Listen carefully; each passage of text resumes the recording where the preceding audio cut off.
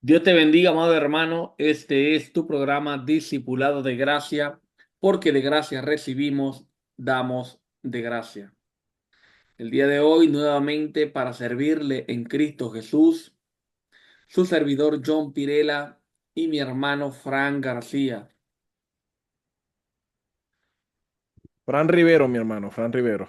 Y bueno, mi hermano, No te aquí estaba seguimos. probando, te estaba Aquí probando a ver seguimos, si sí. ya se te había olvidado. Yo estaba esperando si lo iba a corregir, hombre, otra vez el hermano se lo olvidó. Pero Sí, bueno, a los hermanos que nos escuchan, un placer una vez más estar compartiendo con ustedes, hermanos, y un placer también estar con mi hermano John, otra vez aquí compartiendo la palabra del Señor.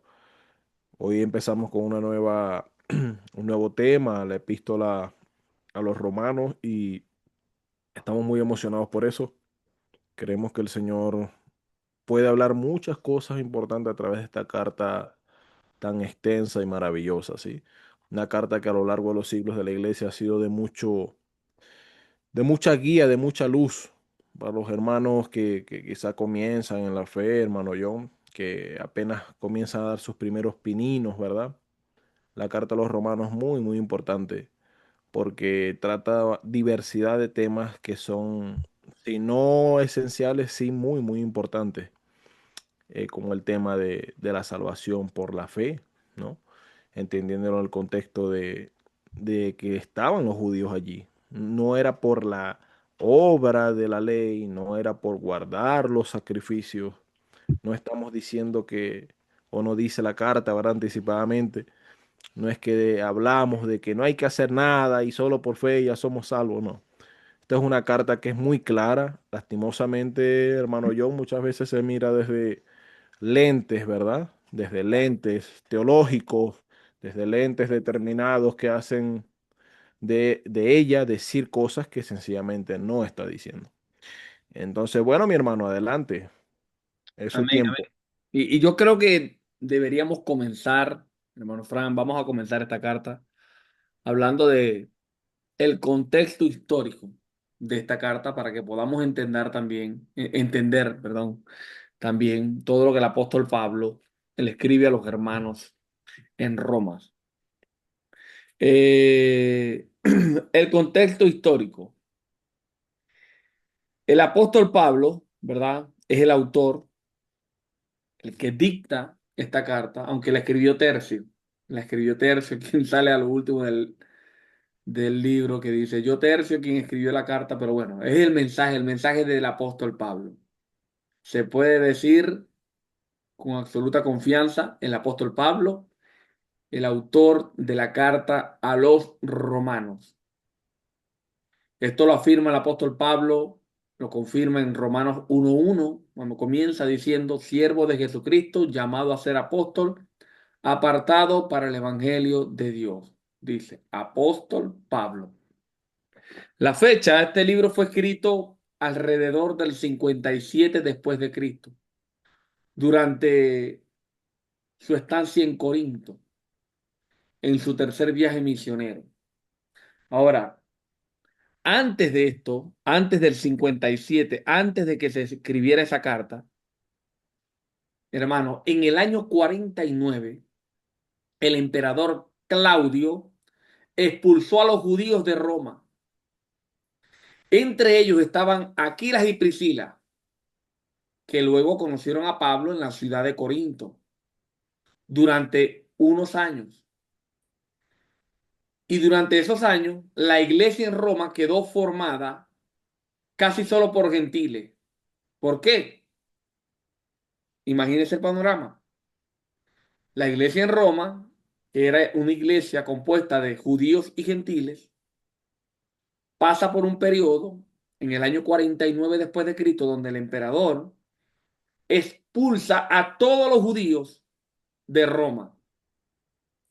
Entonces, queda una iglesia en Roma compuesta en su mayoría de puros gentiles. La iglesia se divide, la iglesia judía vuelve a Jerusalén y los gentiles quedan en Roma. Estos judíos y gentiles se reencuentran otra vez en el año más o menos 54.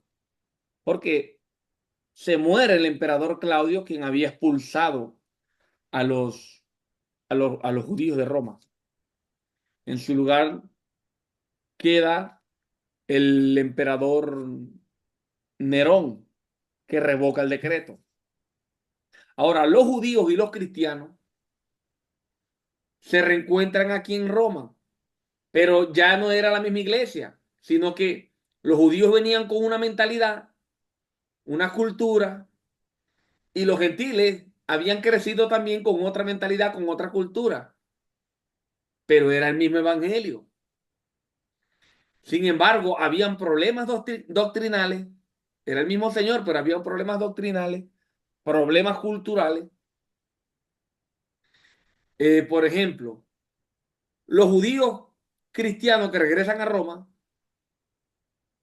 se encuentran con unos gentiles diferentes, sin ritos judíos, ni leyes alimentarias, dirigidas por creyentes gentiles, más libres, centradas más en la gracia que en la ley. Esto causa una división.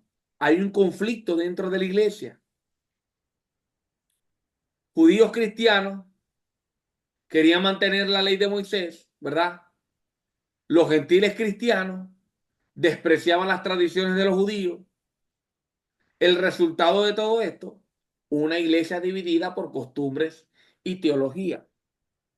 Por eso es que es bueno entender esto, porque el propósito principal de Pablo al escribirle a los romanos era unir a la iglesia enseñando el evangelio de la gracia. ¿Por qué? Porque habían problemas. Los judíos confiando en la ley, los gentiles eran orgullosos, confusión sobre la ley, porque creían que la ley era mala, diferencia de costumbre. Entonces el apóstol Pablo presenta en la carta, y vamos a ver que a lo largo de la carta, vamos a ver que Pablo enfrenta todos estos problemas. A los judíos que confiaban mucho en la ley, Pablo les habla en el capítulo 3 al 4 y les dice que la justicia es solamente por la fe. A los gentiles que son orgullosos, en el capítulo 11 por allá el apóstol Pablo les dice, no te ensoberbezcas, fuiste injertado, mijo, teme. La confusión sobre la ley. El apóstol Pablo dice y aclara que la ley también es buena y es santa, pero no salva. Los dos extremos, el apóstol Pablo los confronta. La diferencia de costumbres. Y dice el apóstol Pablo, en el capítulo 14 por allá, vamos a ver que el apóstol Pablo los manda a que no se juzguen ni se menosprecien. Entonces, el mensaje central de la carta de Romanos es que no hay diferencia por cuanto todos pecaron. El mismo Señor es de todos, rico para con todos los que le invocan, sean judíos, sean gentiles.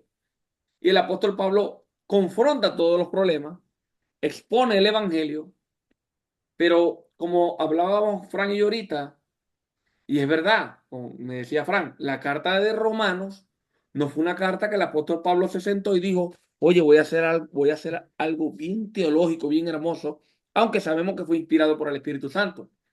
Pero lo que inspira a Pablo es principalmente traer unidad al problema que estaba enfrentando a la iglesia en Romano. Dios usó la diversidad y los conflictos en Roma para enseñarle al mundo que la salvación no depende de la ley ni de la cultura, sino de la fe solamente en nuestro Señor Jesucristo. Entonces, quiero que entienda eso. El propósito de la carta es doctrinal, es práctico, es misionero, es unificador.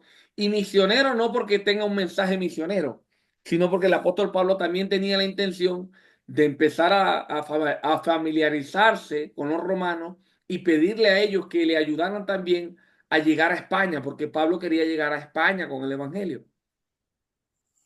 Entonces, el tema central, téngalo en mente, la justicia de Dios que se revela por fe, la justicia de Dios que se revela por la fe. Romanos 1, 16 al 17. Porque no me avergüenzo del Evangelio, porque es poder de Dios para salvación a todo aquel que cree. Porque el Evangelio en el Evangelio la justicia de Dios se revela por fe y para fe.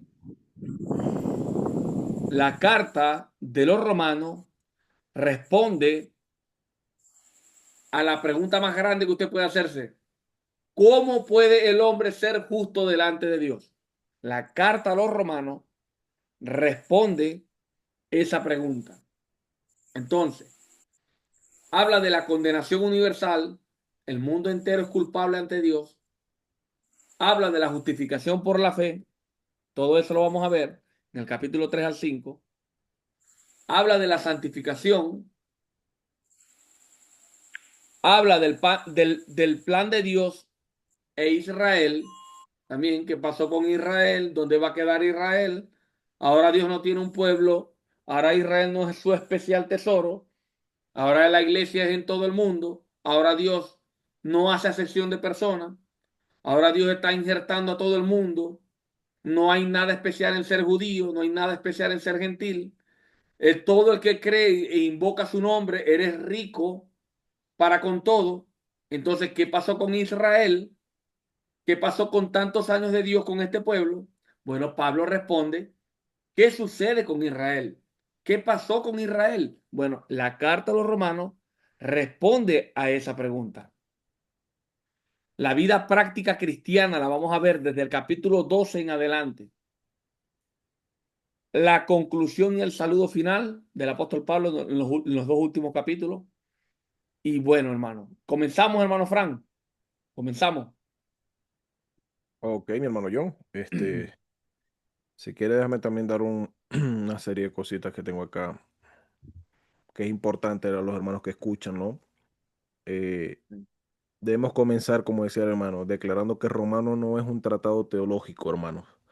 Esta carta que muchas veces se toma simplemente para debates, esta carta aunque contiene gran cantidad de doctrinas, porque habla de diversas cosas como la justificación por la fe, en cuanto al bautismo, hace un señalamiento en cuanto al bautismo, ¿verdad? No he sido bautizado en Cristo, habla de temas como el no ser de tropiezo a la hora de imponer prácticas superfluas o irrelevantes en la fe. Y eso nos sirve a todos nosotros, hermanos cristianos. En los capítulos 13 al 15 se habla de eso, ¿no? De no colocar o hacer divisiones dentro de la comunidad, dentro de la iglesia, por prácticas como que yo como esto, yo no como esto, que sí, entendemos el contexto de que los judíos no comían ciertas cosas y para los romanos eso probablemente era algo repulsivo o hasta tonto, el no comer, dejar de comer ciertos animales. Los romanos sí podrían comer cerdo, los judíos no comían cerdo, ese es el contexto de ello. Pero la enseñanza que se da al respecto nos sirve a nosotros hoy, ¿sí? Se habla de muchas cosas como la revelación general que Dios ha hecho en su creación para que todas las personas, quien sea, y esto es una pregunta recurrente, hermano John, que se hace a la gente, ¿no? Es que, ¿cómo Dios va a juzgar al que está por allá o al que no le ha llegado el evangelio? Bueno, la respuesta es clara. La Biblia es muy clara en cuanto a eso. Dios no se ha dejado sin testimonio. Y Romanos también va a tocar eso. ¿Sí? Pero principalmente afirmamos que Romanos no es un tratado teológico porque lleva una intención pastoral, una intención de llevar una reunificación a los hermanos de Roma, como también lo mencionó el hermano John. O sea, en la iglesia de Roma se estaban suscitando problemas de divisiones y esto es necesario que lo tengamos en mente y hacemos ese énfasis porque, como lo dije al principio, de Romanos se desprenden una serie de posiciones teológicas, ya que se hace de Romanos una especie de libro que habla en cuanto a las elecciones de Dios, a las determinaciones de Dios únicamente y se aparta de su contexto general, que es la intención de llevar un mensaje unificador, declararle a los hermanos que estaban en Roma lo que es el Evangelio, declarar a los hermanos de Roma que todos estamos bajo pecado. Y eso es algo sumamente importante de tener en cuenta. Entonces, como el resto de de las cartas paulinas y del Nuevo Testamento, son cartas dirigidas a iglesias con problemas reales en ese momento y que solucionaban, iluminaban y direccionaban en temas vitales y de gran importancia a esas iglesias. Y esas cartas nos solucionan, nos iluminan, nos direccionan a nosotros hoy en problemas vitales y de gran importancia en nuestras iglesias. Entonces, ¿cuál o cuáles temas estaba tratando Pablo en Romanos? Son importantes de tenerlo en mente a la hora de leer la carta, ¿sí? Esto pasa con Romanos, pero pasa con toda la Biblia también. Mucha gente toma la Biblia y quiere que la Biblia le hable de dónde están los dinosaurios. Hay que entender cuál es el tema de la Biblia, hermano John, y los hermanos que nos escuchan. La Biblia no te está respondiendo dónde están los dinosaurios, en qué época se extinguieron, si fue en el Jurásico o en, no sé, en el Cretácico. No, no, no. La Biblia no te está respondiendo esos tipos de dudas. Entonces, no se le puede imponer a la carta de Romanos una especie de o peticiones a la carta de Romanos que ella sencillamente no está destinada a responder. ¿Sí? Y por eso decimos esto ahora de antemano, porque no solamente es lo que nosotros vayamos a decir, sino que ustedes también cuando vayan a leer en sus casas, cuando vayan a hacer un trabajo de interpretación o de investigación, deben tener en cuenta que Pablo aquí no se encerró en su cuarto como un erudito a simplemente elucubrar o filosofar, a reflexionar teología, y bueno, voy a mandar este tratado teológico, como dicen algunos hermanos. No, Pablo aquí está dando alta teología. ¿Sí? Entonces se desprende del sentido original, que era hacer una carta profundamente pastoral, una carta profundamente evangélica, que muestra cómo Pablo tenía intenciones misioneras de ir a España a predicar al Evangelio, que Pablo tenía intenciones apologéticas de defender el Evangelio, que Pablo tenía intenciones pastorales de unir al judío y al griego, al gentil, en un solo cuerpo. Entonces, si las desarraigamos de ese contexto, vamos a hacer de Romanos, obviamente, un tratado teológico, ¿verdad? Frío, intelectual, académico, ¿sí? Esta palabra priorizo significa esto, por tanto, aquí está hablando de que Dios desde toda la eternidad ha determinado todas las cosas. No, no, no. Esta carta no se va por esa línea. Es una carta que a nosotros hoy, el que la lea, si la lee escuchando la palabra, lo que dice, si la lee buscando la iluminación del Espíritu, va a entrar a encontrar, perdón, mucho consuelo, consuelo y edificación. Entonces, ¿qué estaba tratando Pablo ahí, verdad? Esa pregunta, al igual que si Pablo la escribió, ¿quién escribió esta carta? Y lo damos por sentado, no podemos dar en un programa de radio todos los argumentos que se podrían dar para decir quién apoyó esto, ¿no? Cuáles fueron los requisitos canónicos a la hora de aceptar a Romanos como una carta canónica, inspirada. No, no nos da el tiempo para dar todo eso. Es un programa de radio, pero los alentamos a ustedes aunque puedan investigar al respecto, ¿sí? Históricamente, desde el primer siglo, se da por sentado que Pablo es quien escribió esto. Y él comienza declarando en el capítulo 1, él se da, o sea, Pablo, siervo de Jesucristo, Paulos, doulos de Cristos, ¿verdad? Pablo, esclavo del Cristo, del ungido, de Jesucristo, ¿sí? Pablo comienza admitiendo que él, o sea, él es el autor de esta carta, ¿sí? Si bien, como decía el hermano John, lo escribió otro hermano, Pablo es quien dicta, ¿sí? ¿Por qué? Porque esto probablemente se dio en un momento donde Pablo estuvo en encarcelamiento, quizá, ¿sí? El hermano John hablaba del año 57 y esa es la estimación. Y Entre el año podría 50. estar más o menos en su tercer viaje misionero en la ciudad de Corinto. Ok, exacto, exacto. En la ciudad de Corinto, desde Corinto estaba escribiendo el hermano. Pero siempre, como siempre, tenía alguien que iba copiando lo que él iba dando, ¿me entiendes? Muy probablemente el hermano Pablo está mirando los escritos antiguos testamentarios y lo que Dios le ha revelado y lo que él probablemente tendría como sus borradores para atender ciertos temas, dictándole a otro hermano que iba escribiendo. ¿Cómo se llama el hermano, hermano John? El hermano que Tercio, escribe. tercio. Tercio. El hermano Tercio es quien escribe de su puño y letra, pero todo el contenido proviene de la inspiración divina a través del hermano Pablo, ¿verdad? Paulos, ¿sí? Se diría en su momento. Entonces, Pablo la escribió, sí, podemos decir efectivamente que sí. Todos los padres apostólicos o todos los cristianos primitivos del primer y segundo siglo lo admiten sin duda alguna. No hubo problema en cuanto a En el Roma. capítulo 16 versículo 22, cuando se están despidiendo, Tercio dice, yo Tercio, que escribí la epístola, os saludo en Ujú. el Señor. Aleluya. Pero él sabe que lo que estaba era escribiendo, Pablo estaba dictando. Exacto. Entonces, Pablo lo escribió, pero también saber cuándo se escribió y dónde se escribió son preguntas pertinentes para entender e interpretar esta carta. No solamente entenderla, sino también a la hora de interpretarla, ¿no? Y para entender hay que interpretar. Es algo que va de la mano, hermano. Muchas veces se dice, ay, es que no hay que interpretar mucho. No. O sea, entender e interpretar es prácticamente palabras sinónimas muchas veces, aunque cada una tenga sus propios presupuestos, ¿verdad? Pero yo entiendo algo porque lo interpreto correctamente. O sea, si alguien me da una indicación y la interpreto correctamente, entonces entiendo. Yo puedo decir que entiendo, pero si no la interpreté correctamente, me dicen, bueno, la casa que estás buscando o el local que estás buscando está a la cuarta cuadra, cruzas a la derecha, te vas a encontrar una Casa Blanca a la izquierda, ¿sí? Y si yo no interpreto y no comprendo bien eso, voy a parar a quién sabe dónde.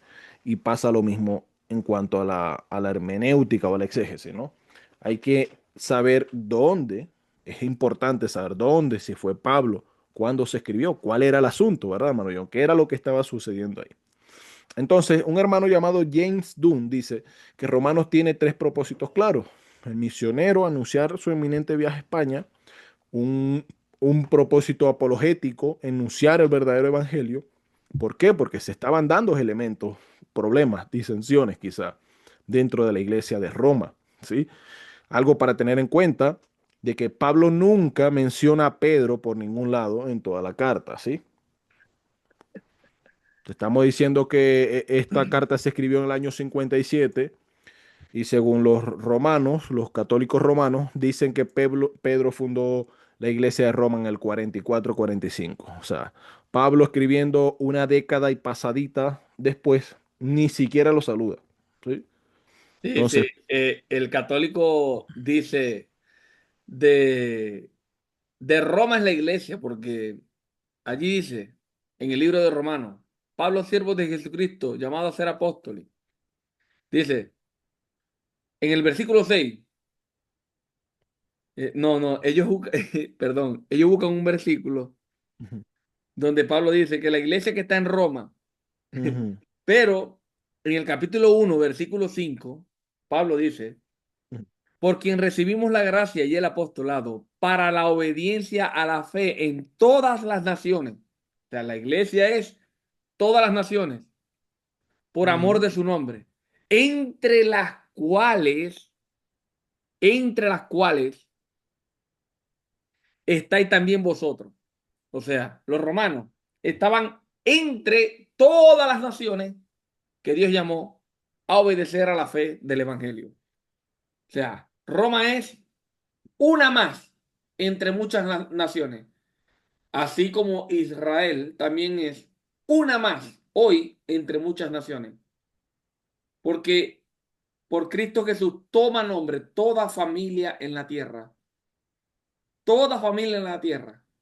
y Él es rico para con todos los que le invocan. amén. Así es, hermano John. Entonces tenemos en cuenta eso, ¿no? Y por tercer y último propósito, según lo que dice el hermano James Dunn, tenía un propósito pastoral. La carta tenía un propósito pastoral y es algo que podemos ver muy evidentemente. Al menos estos tres puntos es algo que se ve muy evidentemente. Muy, muy evidentemente. El hermano Pablo no está simplemente lucubrando y tirando, bueno, el evangelio es esto y aquello. No, él está dando qué es el evangelio realmente para aquellos hermanos que están en disputas, en luchas, en divisiones. Esa es la intención de él. O sea, es muy diferente darlo, por hacer una reflexión teológica y darlo para atacar un problema que se está dando entre los hermanos. que esa es la intención. Entonces, versículo 1, Paulo, así sale en el texto griego, Paulo, esclavo Doulo. del ungido Jesús, llamado a ser, o sea, el caleo, ¿no? Llamado a ser emisario, mensajero, apóstol, un enviado de Jesucristo. Él estaba llamado a hacer eso. Habiendo sido, cuando dice apartado, esa palabra se puede traducir más literalmente, habiendo sido delimitado. O sea, él había sido apartado, delimitado. O sea, a él se le puso límites en su vida, de manera que su vida era para ser un instrumento escogido, como lo dice Hechos capítulo 9 cuando él se convierte. Y el Señor le dice a Ananías, ve porque este me es instrumento útil, un instrumento escogido para llevar mi nombre ante muchos. Un instrumento escogido para llevar mi nombre. Y no se está hablando tampoco de una designación de los destinos eternos de la persona. Está diciendo que Dios lo había llamado a él y apartado, delimitado para ser un emisario, para ser un predicador, para ser un apóstol del mensaje del Evangelio a las naciones, como lo dice Hechos capítulo 9, ¿no? Haciendo ese contexto, esa conexión ahí. Que él había prometido por medio de sus profetas, que él había prometido antes por medio de sus profetas en las Santas Escrituras, ¿sí? El Evangelio no era algo que era nuevo, un plan de contingencia de parte de Dios. ¿Sí? ¿Tienen algo que decir ahí, hermano John, o sigo? No, ahí vamos bien. El Evangelio no es Ok, algo nuevo. En el tiempo en el cual Pablo escribe, fue anunciado en todo el Antiguo Testamento. Cristo es la culminación y cumplimiento de la promesa profética. amén. Entonces, el Evangelio no fue un plan de contingencia que el Señor sacó cuando vio que los judíos, o el pueblo, su viña, rechazó a su hijo. No, no, bueno, ahora tengo que ver cómo solucionó esto. No, ya el Señor sabía muy bien y confiamos. Nosotros declaramos abiertamente que el Señor es soberano, todopoderoso, el Señor es reinante en todo el universo, el Señor Pero, tiene todo el poder, es omnipresente, omnisciente. Sí, hermano John, pero, pero, nuestro Dios es soberano porque Él es todopoderoso. así es. No es que Dios es todopoderoso porque es soberano. O sea, Dios no es todopoderoso porque tiene todo calculadito y todo ya maquinado, sino que Él es soberano porque Él es todopoderoso, que a pesar de que le da libertad a sus criaturas para que decidan y toman decisiones, aún a sus seres espirituales, que por eso es que el diablo tuvo la oportunidad de rebelarse, Dios sigue teniendo control de todo y no hay nadie que pueda enfrentarlo ni hacer caer sus planes. O sea, Él es soberano porque Él es todopoderoso y como dice el apóstol Pablo, cuando culmina esta carta de Romano, al único y sabio Dios sea la gloria por todos los siglos. Nadie tiene más sabiduría Amén. que Dios. Así es. Entonces, Es muy diferente al Dios calvinista que dice que Dios es soberano porque Dios lo hizo todo controlado. Hizo máquinas donde nadie puede hacer algo fuera de la voluntad de Dios. No, no, no. El Dios mío, el Dios en el que yo creo, es el Dios que dijo el Señor Jesucristo, no todo el que me dice Señor, Señor entrará en el reino de los cielos, sino aquel que hace la voluntad de mi Padre. A pesar de que hay muchos que no hacen la voluntad de Dios, ninguno se sale de su control, en el sentido que pueda hacer algo que pueda dañar su gloria o su majestad, su soberanía. No, Él es soberano sobre todas sus criaturas, aunque sus criaturas sean libres. amén. Así lo creemos. Creemos que el Señor, a pesar de que nos ha creado libres, el Señor, aún por encima de nuestras decisiones libres, el Señor lleva a cabo sus planes. Y esto es algo maravilloso, ¿sí? Para nosotros es algo maravilloso. Creo que a Dios no le tiembla el pulso por las decisiones que toma la gente. Y hermano, usted, si usted piensa que usted puede tomar decisiones para dañar el plan de Dios, cuando el ateo piensa, no, voy a dañar la iglesia de Dios. Cuando el escéptico piensa, voy a dañar la iglesia de Dios. ¿Sí? Cuando el diablo piensa, voy a dañar la iglesia de Dios por medio de esto y de aquello. O voy a dañar, voy a hacer esto para que mis padres se pongan mal y dejen de ir a la iglesia. Dios está por encima de nuestras decisiones. O sea, Dios tiene un plan trazado que es salvar a las personas por medio de Jesucristo. Y eso lo va a llevar a cabo, muy por encima de quien se oponga, aunque lo haga libremente. ¿Sí? Nuestro Señor puede ganar la partida de ajedrez, aunque todo el mundo compita contra él libremente. ¿Sí? Entonces, este evangelio que él había prometido antes, así lo dice en la versión Reina Valera revisada, sí, en la versión Reina Valera de 1960 también lo dice así, que él había prometido antes, prolegomai, o sea, una promesa desde antes, ¿sí? Una promesa dada desde antes, a través de los voceros, de los profetas de él, ¿verdad? En las Santas Escrituras, acerca de su Hijo, ¿sí? Y aquí empezamos, ya Pablo comienza a meter el asunto, ¿no? Cristo, el Evangelio estaba anunciado desde antes, no estamos hablando de antes de la fundación del mundo, aunque obviamente en la mente de Dios estaba, pero no está hablando de eso el texto. Está hablando que desde antes, a través de los profetas, ya había sido anunciado este Evangelio, ¿sí? Acerca de su Hijo.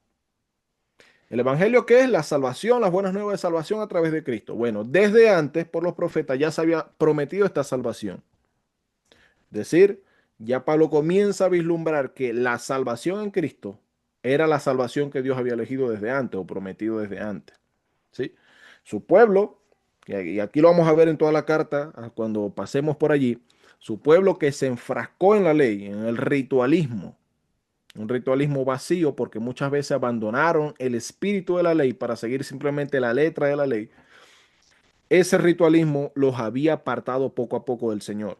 Y eso pasa muchas veces en nosotros.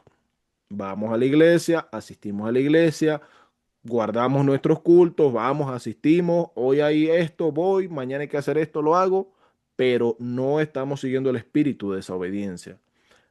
Cuando hablamos del espíritu, hablamos de la esencia de las leyes. El Señor dijo, guarden el sábado para que descansen, porque el sábado es hecho a causa del hombre y no el hombre a causa del sábado. Pero ya los judíos habían hecho del sábado una carga para el hombre. Entonces ya la persona no podía disfrutar de su sábado, ya era una carga. Y eso hay que tenerlo en cuenta. Entonces, este evangelio ya estaba pronosticado, prometido desde antes a través de los profetas en las Santas Escrituras acerca de su Hijo, nuestro Salvador Jesucristo, nacido del linaje de David según la carne. Haciendo la aclaración que es del linaje de David según la carne, no según la divinidad.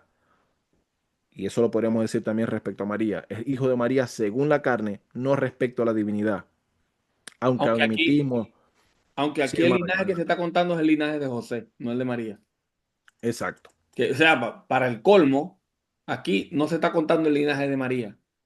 Los apóstoles siempre en la Biblia, en el Nuevo Testamento, se contó fue el linaje según José, no según María. Amén. Entonces, versículo 4, que fue declarado hijo de Dios, que fue declarado, habiendo sido determinado hijo de Dios, ¿sí? Habiendo sido delimitado, habiendo sido marcado como hijo de Dios, que es la misma palabra jorizo, determinado, declarado, marcado como hijo de Dios, por, según el Espíritu de Santidad, por la resurrección de entre los muertos, según el Espíritu de Santidad, ¿no? En todo aquel que more el Espíritu Santo, tiene que haber un deseo y un avance de santidad, porque es el Espíritu de Santidad. Hermanos, debemos crecer en eso. Debemos tener la fuerza suficiente en nuestro espíritu a causa de su espíritu para buscar la santidad, para buscar la obediencia. ¿Sí? Entonces, a través de este espíritu de santidad, por la resurrección de entre los muertos, Cristo fue marcado como hijo de Dios. ¿Sí? Como lo dijo del bautismo de Jesús, capítulo 3 y 4 de Mateo, ¿verdad? Este es mi hijo amado, en él tengo complacencia. Y Fue luego en el declarado, capítulo, y luego fue en el capítulo declarado, 17, en la transfiguración vuelve y lo dice. Él es mi hijo amado, a él escuchen.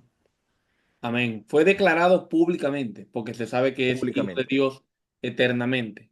Ujú. Pero públicamente fue declarado hijo de Dios. Lo digo porque hay una doctrina herética que es una doctrina que es en contra de la Trinidad, que enseña que Cristo viene siendo hijo de Dios después que resucita de entre los muertos. Cuando el mismo Cristo dice que antes de Abraham yo soy. Y Juan en su evangelio comienza diciendo que el verbo era con Dios, que el verbo era Dios y el verbo se hizo carne. Vino a este mundo que él mismo creó, estuvo en el mundo, vino a los suyos no le recibieron, mas todo aquel que sí le recibió, él le dio la potestad de ser hecho hijo de Dios. Y en pocas palabras, el apóstol Pablo aquí cuando dice que Cristo viene del linaje de David, ¿verdad? Y es declarado hijo de Dios, el apóstol Pablo en pocas palabras está diciendo que Cristo es completamente hombre y es completamente Dios. Pablo comienza a los romanos explicándole acerca de su Hijo, nuestro Señor Jesucristo, que era del linaje de David, según la carne, era completamente hombre, sí vino en carne, pero fue declarado, sea manifestado, Hijo de Dios con poder, según el Espíritu de Santidad, por la resurrección de entre los muertos. O sea, se confirmó que también él, aparte de haber sido completamente hombre, es el Hijo eterno, divino de Dios. En pocas palabras, eso es lo que el apóstol Pablo les está comenzando a decir aquí a los romanos. Jesucristo es completamente hombre y es completamente Dios. No hay duda. El versículo 6 dice, entre las cuales estáis también, 5, y por quien recibimos la gracia y el apostolado para la obediencia a la fe en todas las naciones por amor de su nombre. Para la obediencia a la fe. Es decir, usted no puede tener fe sin obedecer al Evangelio, sin obedecer el mensaje del Evangelio. Cuando Cristo dijo, id y predicad el Evangelio a toda criatura, Él dijo, enseñándoles todo lo que yo os he mandado. Todo lo que yo os he enseñado a ustedes, ustedes tienen que enseñarlo a todos los que le van a predicar. Es decir, el Evangelio, la fe, no consiste en, como dijo Santiago, la fe sin obra es muerta. La fe no queda solo en la mente y en el corazón, como dicen algunos, ¿no? Yo guardo mi fe, yo creo en Dios. Muy lindo todo, Dios es muy lindo, Dios primero. Primero Dios, y usted ve los estados, y en el primer estado de WhatsApp o de Instagram, tienen Dios, tú eres lo más grande en el mundo, no hay nadie más grande que Dios, ni Michael Jordan es más grande que Dios, ni nada. Y en el segundo estado, ellos en una discoteca. En el tercer estado, Dios es inmenso. A Dios, nadie es más bello que Dios. Todos los días, ayer me acosté llorando por lo hermoso que es Dios. En el siguiente estado, en el siguiente estado, en el siguiente estado, dicen, están ellos en la feria de la chinita, con 3 cervezas encima, borrachos, y haciendo lo que no agrada a Dios. Y no que quiere estar juzgando, sino que quiero hacerlo práctico y entendible para todos ustedes, hermanos. Aquí el apóstol Pablo dice claramente, y por quien recibimos la gracia y el apostolado para la obediencia a la fe en todas las naciones por amor de su nombre. Que usted no sea perfecto y no pueda obedecer en todo a la fe, porque falla de vez en cuando, usted flaquea, pero luego se levanta, usted hace el esfuerzo, pero no es perfecto, hermano. Usted en su esfuerzo va a fallar, pero usted va a hacer el esfuerzo. Pero una persona que hoy diga, se levante, primero Dios, no, yo cuando me levanto, hermano, yo cuando me levanto de la cama, el primer pie, antes de poner el pie, ey, eso es religiosidad para mí. Eso es, para mí eso es lo primero, antes de poner el pie. Dios, este es tu día. Tú eres lo más bello. Se levantan, se van para el trabajo, se roban 7 baterías que dejan mal paradas por allí, se roban las cosas, llegan tarde al trabajo, dan mal testimonio, maldicen al hermano, maldicen al prójimo, dan un mal testimonio, no leen la Biblia y están planificando qué van a beber en la noche. Si ron, si cacique. Entonces, La Biblia dice que este estilo de vida, los que practican tales cosas no heredarán el reino de los cielos. Hermano, y no quiero ser profundamente teológico, quiero ser práctico, que usted me entienda. El Evangelio, Pablo dice que es para la obediencia a la fe. El Evangelio, el que cree en Dios, tiene que demostrar por sus obras que ha creído, que está arrepentido. Como dijo Juan el Bautista, hacer frutos dignos de arrepentimiento. Que tu arrepentimiento y tus frutos hablen más fuerte que tus oraciones a Dios. Porque Dios conoce nuestros corazones, Dios conoce nuestros pensamientos. Y como dije ahorita, no somos perfectos, fallamos, pero hacemos nuestro esfuerzo. En nuestro esfuerzo fallamos, sí, pero hacemos el mayor de nuestro esfuerzo. Pero no podemos ir por el mundo haciendo lo que nos da la gana, sin temor a Dios, tratando de, hermano, y en todos los estados colocar en un estado a Dios, en el otro estado al mundo, en un estado a Dios, en el otro estado a Anuel, en un estado a Dios, en el otro estado Bad Bunny, en un estado a Dios, hermano, eso no es normal. Eso no es normal. He visto muchas personas que veo los estados y los veo en las iglesias y yo digo, pero en esta iglesia, ¿qué enseñan? ¿Qué enseñan en esta iglesia? Que yo veo que en un estado colocan a Dios crucificado, botando sangre. El teléfono se me llena de sangre. Dios es lo más bello, lo más lindo. Y en el segundo estado, un Diomedes, un Anuel, un rap cantándole que vamos bueno, mejor ni la letra se puede nombrar aquí, de lo perversa que son las letras. Y yo digo, pero ¿qué evangelio? ¿Qué le están enseñando a esas personas en la iglesia? Aquí Pablo dice que es para obedecer a la fe. Debemos obedecer a la fe del evangelio. Debemos arrepentirnos, reconocer nuestro pecado. No estoy juzgando tu pasado, no me importa tu pasado, no me importa tu vida pasada. Hoy, si hoy oí su voz, no endurezcáis vuestros corazones, creemos en Cristo, nos arrepentimos y caminamos con Él. Continuamos, hermano Frank. En el versículo 6 dice, entre las cuales estáis también vosotras llamadas a ser de Jesucristo. A todos los que estáis en Roma, amados de Dios, llamados a ser santos, gracia y paz a vosotros de Dios, nuestro Padre, y del Señor Jesucristo. Este versículo, el 7, lo sacan mucho los católicos romanos y dicen, ¿qué dice aquí? A todos los que estáis en Roma, amados de Dios, llamados a ser santos. ¿Dónde está la iglesia? En Roma, solamente en Roma. Y utilizan este versículo, ignorando que dos versículos antes, o es más, un versículo antes, después que Pablo dice que este evangelio de la fe es para todas las naciones, dice, entre las cuales también estáis vosotras. No es exclusivo para Roma, entre las cuales también estáis vosotras. De hecho, estos romanos aprendieron el evangelio fue en Jerusalén, en el Pentecostés. Y después del Pentecostés es que van para Roma con ese evangelio. Llegan a Roma ya con el evangelio.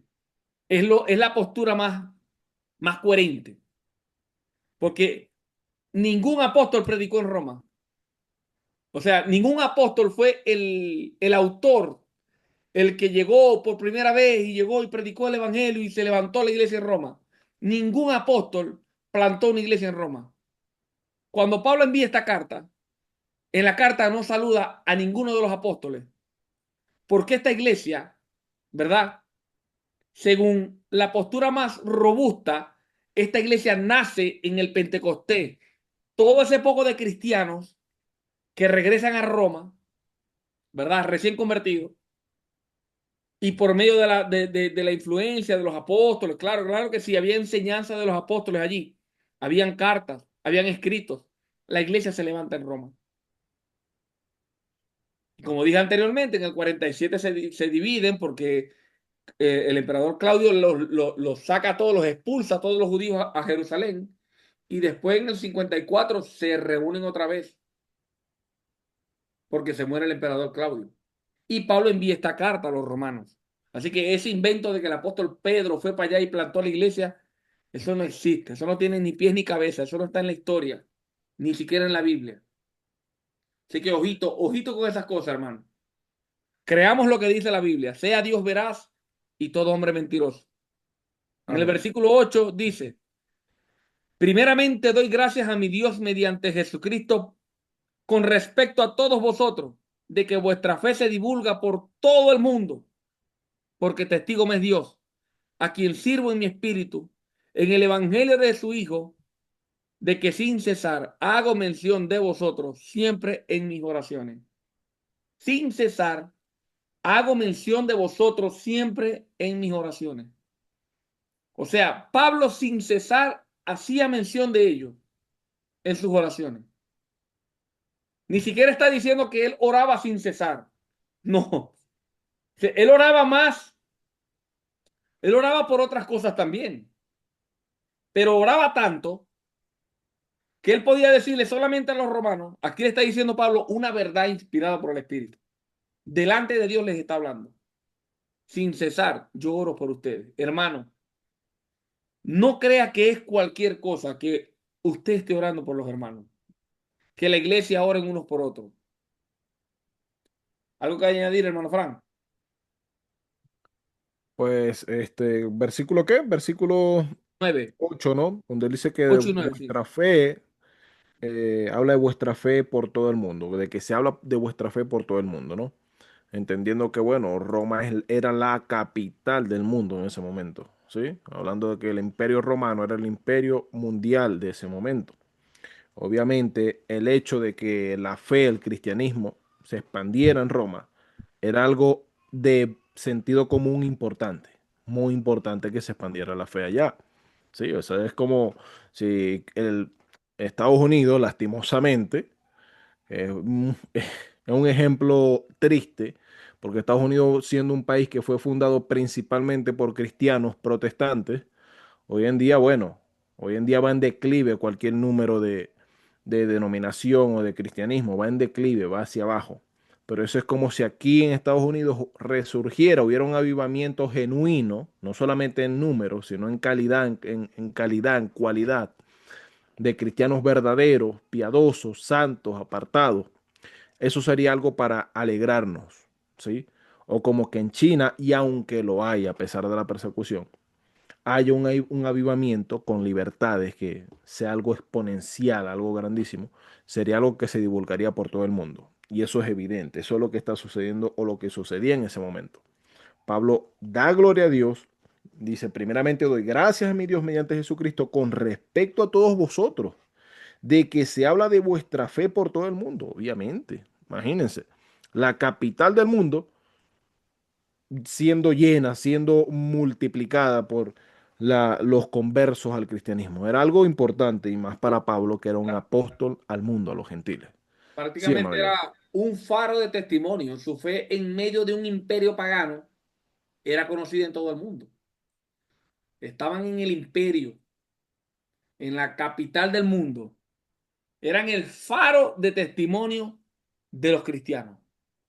Y ahí Y vamos a entender se divulgaba también, por hermano eso. John, o sea, ahí viene una frase en el versículo 9, dice, porque Dios me es testigo, a quien sirvo en espíritu, en el evangelio de su Hijo, de que sin cesar hago siempre mención de vosotros en mis oraciones. Esto es un sentimiento que Pablo va a mostrar más adelante también en el capítulo 10, capítulo 9, que él hace mención siempre por las oraciones por sus hermanos israelitas. Eso hay que tenerlo ahí en mente también, ¿sí? Porque vamos a ver una serie de cosas muy importantes. Entonces, no sé, seguimos, hermano John, ¿sí? Amén, amén. Adelante. Es Ok. importante, guárdese eso, hermano, lo que acaba de decir Frank. Porque cuando hablemos que Pablo oraba por los israelitas, los dispensacionales dicen, ¿ves? ¿Ves lo importante que es orar por Israel? Bueno, aquí el apóstol Pablo está diciendo también que él ora sin cesar por los romanos, Así es. Que sin nosotros cesar. también deberíamos hacerlo, sí.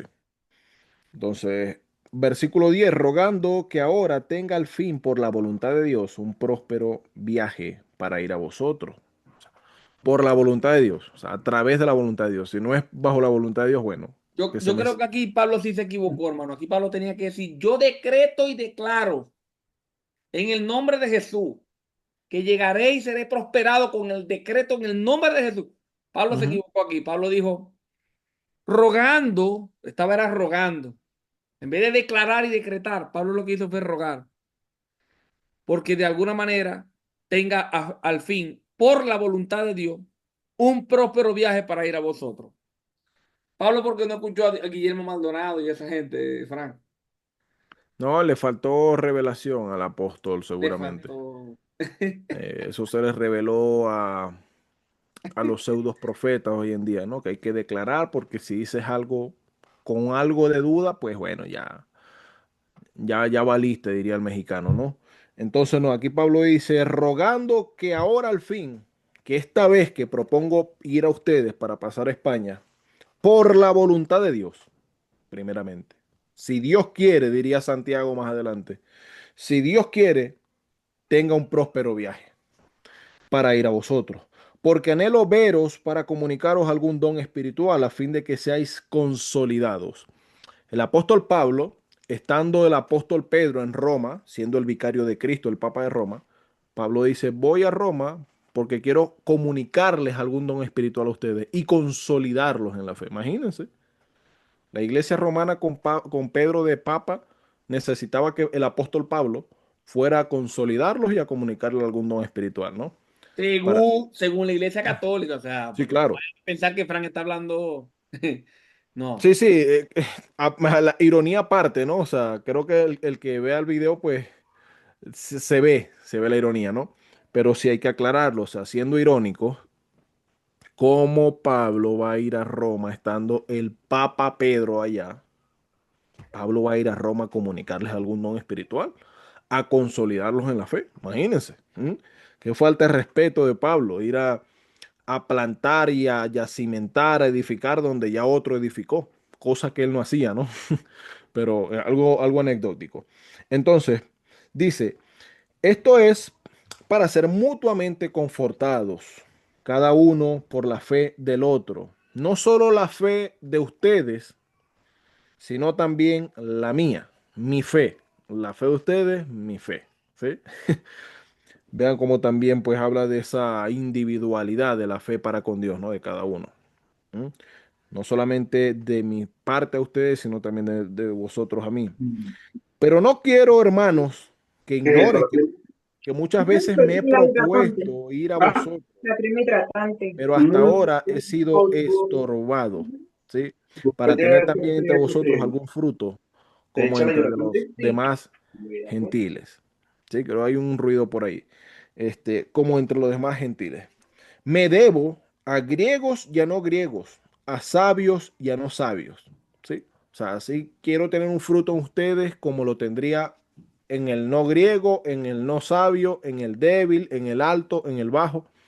Pablo tenía claro que el evangelio era, como lo decía en el versículo 5, a todas las naciones, a todos los hombres, no a todo tipo de hombre, no, a todos los hombres. No, no cualitativamente, sino cuantitativamente también. Y ¿Sí? esto también es importante para los hermanos. Este error se ve mucho en los calvinistas. Un calvinista cuando, bueno, cuando usted lo ve debatiendo, usted tiene que tener, hermano, una pastilla para el vómito al ladito suyo, un Alcacerse, porque, hermano, se marea con las palabras que ellos utilizan. Las palabras que ellos utilizan de su sistema teológico. Con eso usted se marea y usted le pregunta, oye, pero ven acá, ¿pero qué es eso de asimétrico, de simetría? No, no, simplemente que Dios es el que Dios los condena a los dos, o sea, los predestina a los que son salvos, a los que no son salvos. Y usted dice, pero oye, tenías una manera fácil de decírmelo. ¿Por qué me dices esas palabras así tan raras? Ellos utilizan palabras, términos, que usted, si no se toma un hacerse, usted se marea. Y aquí cuando Pablo dice, deudor soy a bárbaros, a griegos, es como si yo le dijera a usted, mira, yo tengo que predicar el evangelio, es lo que está diciendo Pablo. Pablo o sea, se considera deudor del evangelio, siente la obligación de anunciar a todos sin distinción cultural ni social. Pablo enseñaba el evangelio de tal manera que lo pudiera entender un abogado, un médico, una persona que O sea, todo tipo de trabajo, porque no quiero que vaya a sonar que estoy menospreciando un trabajo. Una persona con academia, otra persona sin educación. O sea, el evangelio puede ser predicado de manera sencilla, que todos puedan entender. Porque al fin y al cabo, el evangelio no consiste en palabras, sino en el poder de Dios que transforma las vidas. Y lo que se necesita es una buena manera para explicar. O sea, palabras sencillas. El evangelio es sencillo de entender. Jesús lo explicó en parábola. Jesús lo explicó de manera sencilla. Habló el evangelio para que los pobres entendieran. Los doctores de la ley, los fariseos, a veces quedaban locos y personas simples, sencillas, del burgo, lo entendían. Los discípulos, que eran 12 hombres comunes, Jesús andaba con ellos y les explicaba el reino. Trate siempre de buscar la palabra o la forma de explicar el evangelio. No importa que usted suene como suene, hermano, pero que se entienda. Trate de hacer entender a las personas. No todo el mundo ha pasado por una academia, no todo el mundo tiene un doctorado, no todo el mundo tuvo la oportunidad de estudiar. Hay personas, hombres de Dios, mujeres de Dios, que nos están escuchando, que no tuvieron ni siquiera la oportunidad de estudiar, pero que Dios los ama y que ellos en su corazón han creído que Cristo es el Señor y que eso es suficiente para que ellos estén al mismo nivel de todos los cristianos del mundo. Y creen con una fe de un niño, aman a Dios y nosotros como predicadores somos deudores a esas personas. Así que cuando usted vaya a predicar, usted trate, hermano, de escoger, de seleccionar las palabras sencillas que puedan ser entendidas por un astronauta, por un doctor, por un médico y también por alguien que no haya tenido la oportunidad de estudiar. Que sea Dios exaltado en la vida de todos los que están escuchando. Aquí cuando el apóstol Pablo dice eso, que él es deudor del evangelio, siente la obligación de anunciar a todos sin distinción cultural y social. Así Amén. que tengamos en cuenta eso. Tengamos en cuenta eso cuando vamos a predicar el evangelio. Principalmente cuando, bueno, en el versículo 14, ahora que menciona eso, el hermano John, es algo sumamente importante, porque Pablo dice, me debo a griegos y a no griegos, a sabios y a no sabios, ¿sí? Pablo está escribiendo a Roma, la capital del mundo. Para tener una idea de eso, tendríamos que hablar de New York, Nueva York, Washington. O sea, aunque sabemos que Washington es la capital de Estados Unidos, Nueva York es como la ciudad del mundo, ¿no? Esa es la ciudad de las ciudades, Nueva York. Entonces, estaríamos hablando de algo así. Y Pablo dice, me debo a sabios y a no a sabios. ¿Sí? Aunque eran romanos, de idioma latino o latín, para ser más exacto, sin embargo, la cultura era una cultura helénica, griega. Estaban helenizados. Todo el romanismo, todo el mundo estaba helenizado aún, aunque el poder imperante era romano, era latino, por decirlo así. ¿Verdad? La cultura era helénica, de trasfondo griego, de la filosofía, el pensamiento, la cosmovisión griega. Entonces, a sabios y a no a sabios, ¿sí? A griegos y a no griegos. Los griegos los griegos principalmente, no hablando de los romanos, los griegos anteriores a los romanos, pero tendríamos que decir que por extensión también muchos romanos, dividían el mundo entre griegos, es decir, civilizados, primer mundo, y no griegos, los bárbaros, los que no sabían hablar, los que no tenían letra, los que eran del vulgo.